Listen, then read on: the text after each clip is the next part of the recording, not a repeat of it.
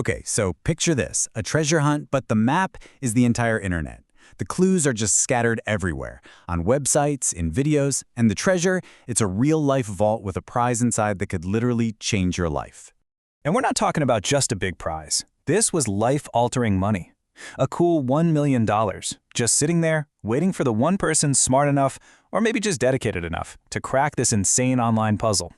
So you gotta wonder, right? How in the world does one person, just one, beat out millions of other people to conquer something this huge? What does it actually take to do the impossible and win the whole thing? Well, it all started in pretty much the biggest way you can imagine. A Super Bowl ad. Yeah, about a month ago, Mr. Beast drops his commercial, and it's not for a product. Nope. It was basically the starting gun for this gigantic, worldwide puzzle. And, this wasn't some simple riddle you solve in an afternoon. The goal was to scour the entire internet for all these scattered clues, and then, somehow, figure out how to link them all together to make one, get this, 30-digit code.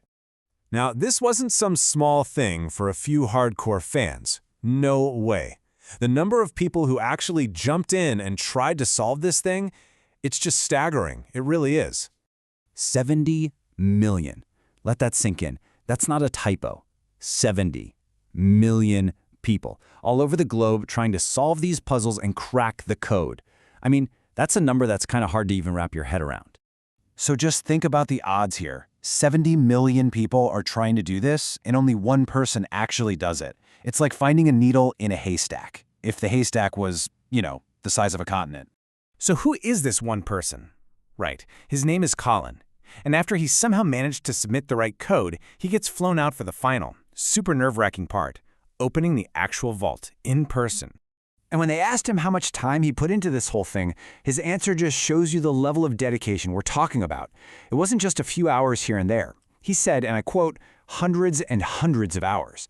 Just imagine that, just staring at screens, connecting the dots, hunting down every single clue. Okay, so it all comes down to this one moment. After all that work, all those hundreds of hours, there he is. Colin, standing right in front of the vault, about to punch in that 30-digit code that could change his entire life. The steps are simple enough, right?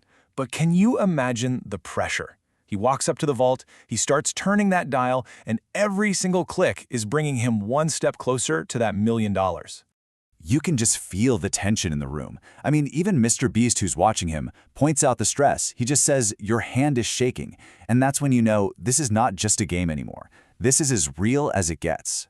So he starts dialing this ridiculously long code. And with every single turn of that dial, you can almost hear the silence in the room.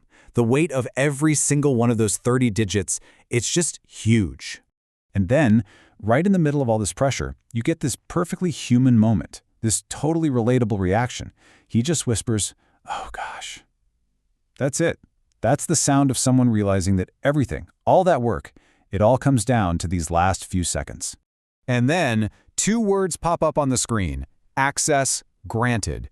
The code worked, the vault is unlocked. I mean, what a perfect ending to hundreds and hundreds of hours of just relentless effort.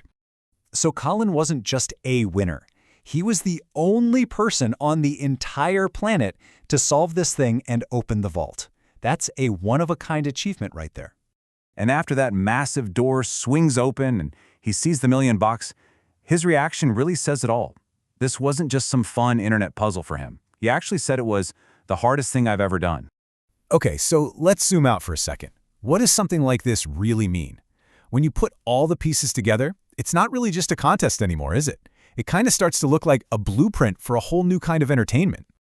I mean, the formula is brilliant, right? You start with the Super Bowl, the biggest stage there is. You launch a worldwide interactive puzzle. You get over 70 million people to play along, all for that final moment of watching one person, just one, win it all. Which brings us to the big question, really. When you have an event this huge, where literally millions of people are willing to pour their time and energy into one single, shared experience, that feels like something's changing. It's not just watching TV anymore, it's mass participation.